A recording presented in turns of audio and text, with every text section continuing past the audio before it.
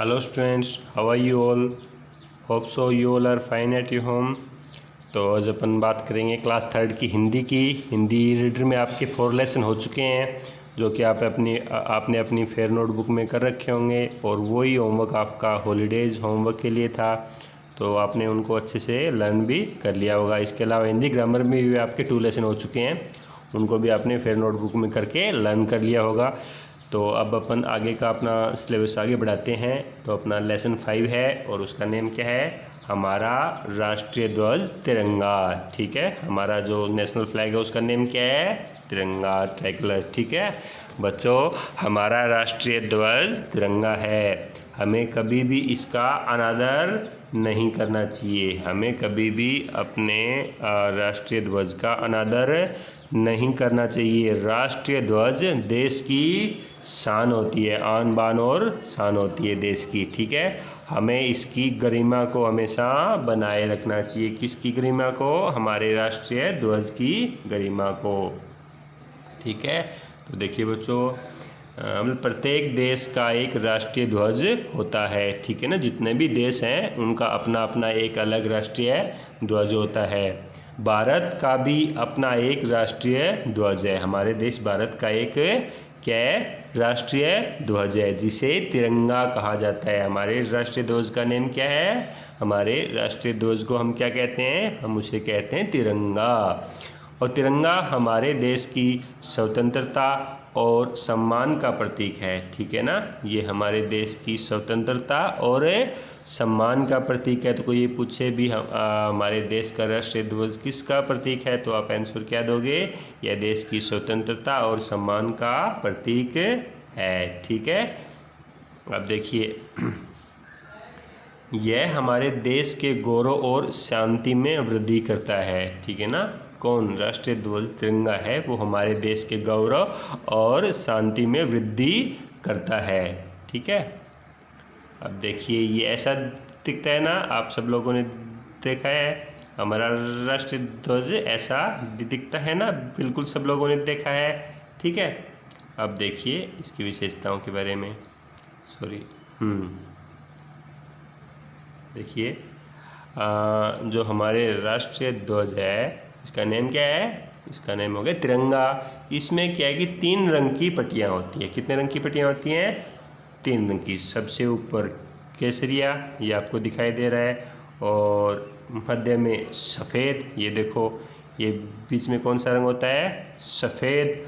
और सबसे नीचे हरे रंग की पट्टी होती है, और जो सबसे नीचे होता है वो कौन सा होता है? हरा होता है। तो ये कितने रंग हो गए? 3 कितने हो गए? 3 क्या रंग? 3 रंगों वाला तिरंगा।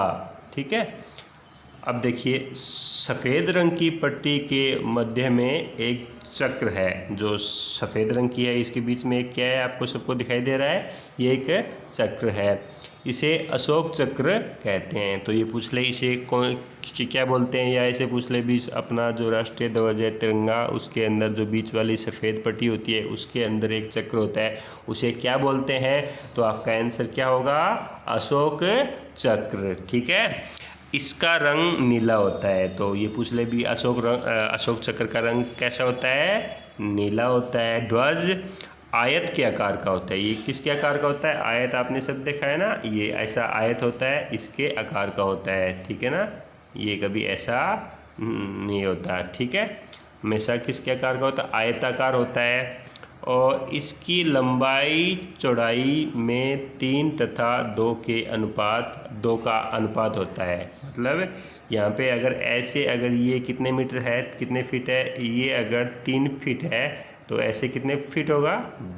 2 फीट होगा। तो ऐसे 2 फीट होगा, तो आयत की आमने सामने की भुजाएं समान होती है, तो ये भी 2 फुट हो गया, और ये भी अपना कितने फीट हो गया? 3 फुट हो गया। तो इस चीज़ का भी आपको ध्यान होना चाहिए। केसरिया रंग बलिदान और त्याग का प्रतीक है। ये भी देखो, एक एक लाइन आपके लिए इम्पोर्टेंट है। केसरिया जो रंग है किसका प्रतीक हो गया? ये बलिदान और त्याग का प्रतीक है। प्राचीन समय में भारत के वीर योद्धा केसरिया रंग का बाना पहनकर ही शत्रुओं से युद्ध करने के लिए युद्ध भूमि में जाया करते थे। इसीलिए हमने ऊपर वाला रंग है ये चूज किया है यहाँ पे। इसमें जो हमारे जो तिरंगा है इसमें प्रत्येक रंग और हर चीज़ का महत्व होता है, ठीक है ना। तो अब देखिए आप, हाँ, इसलिए यह रंग हमें प्रेरणा देता है कि हमें अपने प्रिय भारतवर्ष की रक्षा के लिए सदैव वीरता और त्याग के साथ हमेशा त्याग के साथ तैयार रहना चाहिए। कि हमारे देश के लिए कभी भी हमें ज़रूरत हो तो हम अपने देश के लिए अपना सर्वस्व न्यौछावर कर सकें, जैसा कि हमारे पूर्वजों ने अपने देश या भी राज्य को बचाने के लिए किया था, जैसे वो करते थे, ठीक है। तो इसके बीच में जो सफ़ेद रंग होता है, किसके बीच में? हमारे राष्ट्रीय ध्वज तिरंगे के बीच वाला रंग सफ़ेद होता है। यह किसका प्रतीक होता है? यह सत्य, अहिंसा, सादगी और शांति का प्रतीक है, ठीक है ना। सत्य, अहिंसा, सादगी और शांति का प्रतीक हमारे जो तिरंगे का बीच वाला रंग सफ़ेद होता है। यह रंग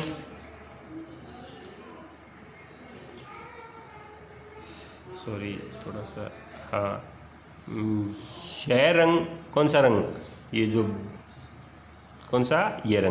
यह रंग सूचित करता है कि भारत शांति का दूत है। यह क्या सूचित करता है? कि भारत है वो शांति का दूत है, सदैव शांति चाहता है और सभी के साथ मित्रता से रहना चाहता है। हमारे देश की ये खास बात है कि हमने कभी भी किसी दूसरे राज्य या दूसरे राष्ट्र पे कभी भी उस पर हमला नहीं किया है, ठीक है ना। और कभी भी मतलब पहले चलकर किसी को परेशान नहीं किया है, ठीक है ना। शांति को प्राप्त करने का साधन सत्य और सादगी ही है। और शांति के लिए जो चीज़ हमें सबसे ज़्यादा ज़रूरी होती है वो क्या होती है? सत्य और सादगी, ठीक है। तो ये देखिए आगे वाला रंग कौन सा है? नीचे वाला हरा रंग। इसकी देखिए, हरा रंग देश की खुशहाली, हरियाली और प्रसन्नता का प्रतीक है, ठीक है ना। तो ये तीसरा रंग है, ये किसका प्रतीक हो गया? ये तीसरा रंग है वो हरियाली, खुशहाली और प्रसन्नता का प्रतीक हो गया। यह रंग देश को हरा भरा, खुशहाल और प्रगतिशील रखने की प्रेरणा देता है। यानी प्रत्येक इससे हमें प्रेरणा मिल गई, इससे हमें प्रेरणा मिल गई और इससे भी हमें प्रेरणा मिलती है, ठीक है। अब देखिए सफ़ेद रंग, जो सफ़ेद पट्टी है उसके मध्य में स्थित नीले रंग के चक्र महान सम्राट अशोक के स्तंभ से लिया गया है। ये जो है ये कहाँ से लिया गया है? अशोक स्तंभ से लिया गया है। इस चक्र में 24 तिल्लियाँ हैं, ठीक है ना। ये जो ऐसे आपको लाइन दिख रही है ये कितनी है? 24 है, ठीक है ना। इस चीज़ का भी आपको पता होना चाहिए। ये जो चक्कर है तो इसके बीच में कितने लाइनें होती हैं ऐसी? ये 24 लाइनें होती है, ठीक है। यह चक्कर निरंतर गतिशीलता और विश्व बंधुत्व की प्रेरणा देता है। यह चक्कर हमें क्या प्रेरणा देता है? कि जैसे चक्कर ये जो होता है अपने जो पहिया लगातार चलता रहता है, वैसे ही इससे हमें प्रेरणा मिलती है कि इससे हमें हमेशा गतिशील रहना चाहिए और विश्व बंधुत्व की भावना हमें जागृत करनी चाहिए, ठीक है ना। तो यानी प्रत्येक तीनों रंग और एक चक्र का एक अपना महत्व होता है, वो जो कि सबको आपको लर्न होना चाहिए। आप देखिए तिरंगा हमारे देश की स्वतंत्रता की ये जो तिरंगा है वो हमारे देश की स्वतंत्रता की लड़ाई के इतिहास में महत्वपूर्ण स्थान रखता है, ठीक है ना। ये जो झंडा है ये हमारे देश की स्वतंत्रता की लड़ाई के अंदर बहुत ही महत्वपूर्ण स्थान लगता है, क्योंकि इसके लिए हमने अपनी आन बान और शान के लिए, इसकी आन बान और शान के लिए हमारे स्वतंत्रता सेनानियों ने सर्वस्व न्यौछावर किया था और अपने देश को आज़ादी दिलाई थी। देखिए तिरंगे झंडे की छत्रछाया में ही हमारे देश ने अंग्रेज़ों की गुलामी से मुक्ति पाई थी, ठीक है ना। जब हमारा देश अंग्रेज़ों के अधीन था, ठीक है ना, तो उस टाइम इसके नीचे ही जो लोग हैं वो अपने देश की भावना के लिए, देश के लिए और उन्होंने अपना सर्वस्व न्यौछावर किया था और हमें आज़ादी दिलवाई थी। ठीक है, हमारे राष्ट्रीय ध्वज का निर्माण, ठीक है ना, हमारे राष्ट्रीय ध्वज का निर्माण कब हुआ था? सन 1921 में किया गया था। ये आपको आना चाहिए। शायद जितने भी चीज़ें हैं ये आपके लर्न होनी चाहिए। इनसे छोटे छोटे क्वेश्चन अराइज होते हैं, पीछे भी मिल जाएंगे, या आपको पीछे नहीं मिले तो कभी भी एग्जाम में आ सकते हैं ऐसे क्वेश्चन। तो जितना लेसन करवा दिया उसकी प्रत्येक लाइन आपके लिए इंपॉर्टेंट होती है, और आपकी प्रत्येक लाइन से क्वेश्चन अराइज होते हैं, तो वो आपको आना चाहिए। ठीक है, उसके 10 वर्ष पश्चात, यानी 1921 में इसका निर्माण हुआ, तो उसके 10 वर्ष पश्चात यानी 1931 में गांधी जी व कांग्रेस ने इसे राष्ट्रीय ध्वज के रूप में स्वीकार किया था। कब? 1931 को। उस समय सफ़ेद पट्टी के मध्य में चक्र के स्थान पर क्या बना हुआ था? चरखा बना हुआ था। बाद में चरखे को हटाकर अशोक चक्र को स्वीकार किया गया। ठीक है, तो सबसे पहला जो अपना झंडा जो आया था उसमें क्या था? चक्र के स्थान पे क्या था? चरखा था। बाद में हमें इसको हटाकर ओनली चक्र ही रखा गया। ठीक है, अब देखिए, हमारा राष्ट्रीय ध्वज हमारे देश की चेतना, गौरव और मान मर्यादाओं का प्रतीक है। ठीक है ना, हमारा जो राष्ट्रीय ध्वज है हमारे देश की चेतना, गौरव और मान मर्यादाओं का प्रतीक है। हमें इसका आदर करना चाहिए। हमें अपने तिरंगे की मर्यादा को किसी भी कीमत पर कम नहीं होने देना चाहिए। इसका सम्मान करना, अपने प्राणों की आहुति देकर भी इसके स्वाभिमान की रक्षा करना हम सभी का सर्वप्रथम कर्तव्य है। ठीक है ना, तो हमें हमारे देश के तिरंगे की हमें इसका सम्मान करना चाहिए, और इसकी रक्षा के लिए हमें अपना सर्वस्व न्यौछावर करने की ज़रूरत पड़े तो भी हमें पीछे नहीं हटना चाहिए। यही हमारा सर्वप्रथम कर्तव्य है। ठीक है, तो ये आपका लेसन था, ये हो चुका है, और इसके जो भी क्वेश्चन आंसर वर्ड मीनिंग है मैं आपको भेज दूंगा, और आप अपनी फेयर नोटबुक में ये लेसन होना चाहिए, और इस लेसन को आप 4-5 बार कम से कम रीड करोगे। ठीक है, जिससे आपको सब कुछ है वो कंठस्थ हो जाएगा।